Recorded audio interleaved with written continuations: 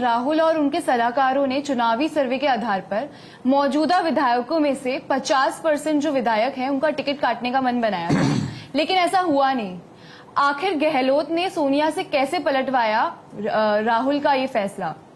ये सही है कि 50% टिकट काटने का माहौल बना था, सर्वे हुए थे, गहलोत का सर्वे हुआ था, उसने सिफारिश नहीं की, लेकिन जो राहुल गांधी ने सर्वे करवाया था, सुनील एक एजेंसी है उनके थ्रू जो है, उसमें भी ये मन बना था कि चूंकि मैंने पहले आपसे कहा कि चुनाव विधायकों के चेहरे पे नहीं लड़ा जाए, शुरू में मन यही था क्योंकि शिकायतें बहुत थी फील्ड में, जो है ना एंटी इनकमेंसी थी उन विधायकों के खिलाफ।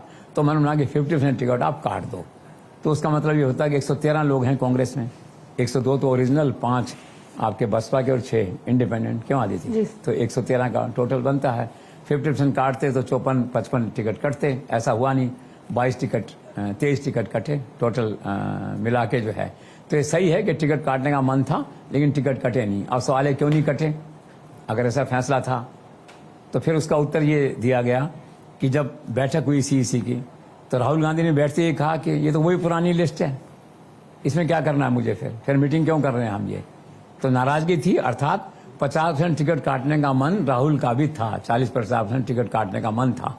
बैठक स्थगित हुई, फिर बैठक दोबारा हुई, तो फिर अशोक गहलोत नई थ्योरी लेके बैठक में आए। तो उन्होंने कहा कि विकल्प का अभाव है, फील्ड में अच्छे कैंडिडेट नहीं मिल रहे हैं और बगावत का खतरा है बड़े पैमाने पे, विकल्प का अभाव है। तो राहुल गांधी अशोक गहलोत की बात से कन्विंस हुए जो है।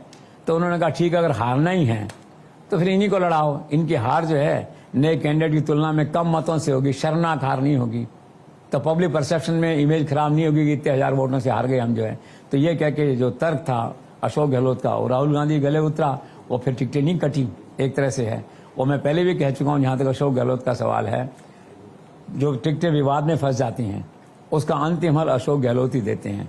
देखिए क्या मतलब एक विचित्र संयोग है या विडंबना है कि जो गहलोत के प्रपोजल के खिलाफ टिकट कटती है, मतलब गहलोत ने आपके लिए कहा कि इनका टिकट होना चाहिए, ठीक है, दूसरे ने कहा नहीं होना चाहिए। अंत में फिर ये हुआ कि दूसरा कैंडिडेट ढूंढो, और दूसरा कैंडिडेट ढूंढने निकले, 4 कैंडिडेट ढूंढ के लाए विकल्प के रूप में, तो पता लगा वो चारों भी गहलोत के हैं। कारण क्या है कि उसका होमवर्क इतना जबरदस्त होता है कि विवाद में सीट फंसी तो कहने के लिए फंसी, एक्चुअल में वो सीट अल्टीमेटली गहलोत की झोली में जाएगी। तो यही हुआ, जो टिकटें अल्टीमेटली फिर गहलोत को आई। फिर सवाल है टिकट वितरण में किसकी चली अल्टीमेटली। राहुल गांधी ने कहा इसका चाकसू वाला एमएलए जो है इसका मत काटो, इसका टिकट काटो, वो टिकट नहीं कटा। किसी और ने कहा वो नहीं हुआ। तो फिर सवाल ये है कि किसकी चली टिकट वितरण में।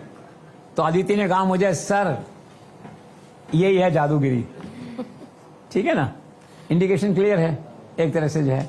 और जहां तक रही बात अशोक गहलोत की, तो उनका अपना गणित है उसके अंदर जो है।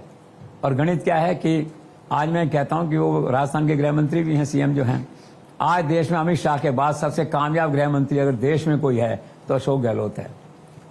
उनका जो इंटेलिजेंस सिस्टम है, जो सर्विलेंस सिस्टम है, वो अमित शाह के टक्कर का है। वो लगता है उन्होंने ज्ञान उन्हीं से लिया है। और ऐसा मेरा मानना है कि अगर आज वो भाजपा में होते तो अमित शाह की टीम के प्रमुख मेंबर होते, गृह राज्य मंत्री होते या कुछ और होते, वो जो है। तो उस सिस्टम के सहारे उन्होंने पायलट के उस लड़ाई को जीता। इंटेलिजेंस का उपयोग करके आदमी अपने लक्ष्य पे कैसे पहुंचता है, ये बात मुझे लगता है अशोक गहलोत ने अमित शाह से बहुत अच्छे से सीख ली है। और उसका परिणाम ये हुआ जो आज आपके सामने, पूरे 5 साल राज किया उन्होंने। तो इसलिए जो टिकटों की बात है, इरादा था टिकट काटने का, लेकिन अल्टीमेटली वही हुआ, जादूगिरी।